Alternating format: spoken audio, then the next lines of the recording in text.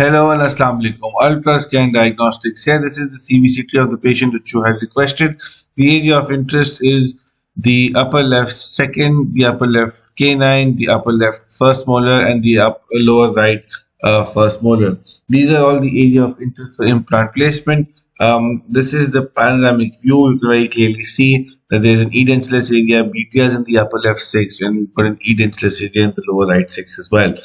Now we're going to go ahead and we've done some measurements for our doctor, so we're going to show the implant areas, and then they can plan their treatment. So this is the region of the lateral incisor. This is the transaxial view, which is basically the proximal view.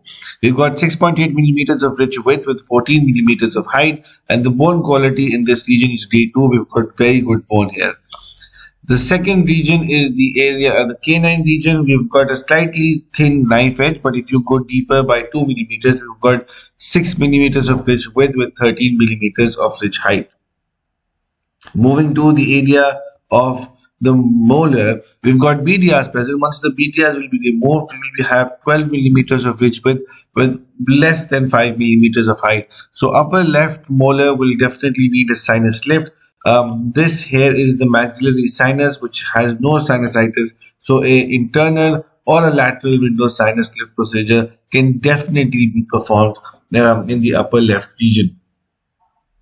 Moving to the lower right region, this is the lower right six. We've got a good D1 to D2 quality bone, D2 quality bone, and the most amazing bone for implant placement. We've got a thick ridge, no undercuts, no radiolucencies, 8 millimeters of ridge width with 10 millimeters of height. So a implant placement here should be no problem. It will be a shorter implant, but that should not be a problem because the diameter of the implant is going to be sufficient for a molar tooth.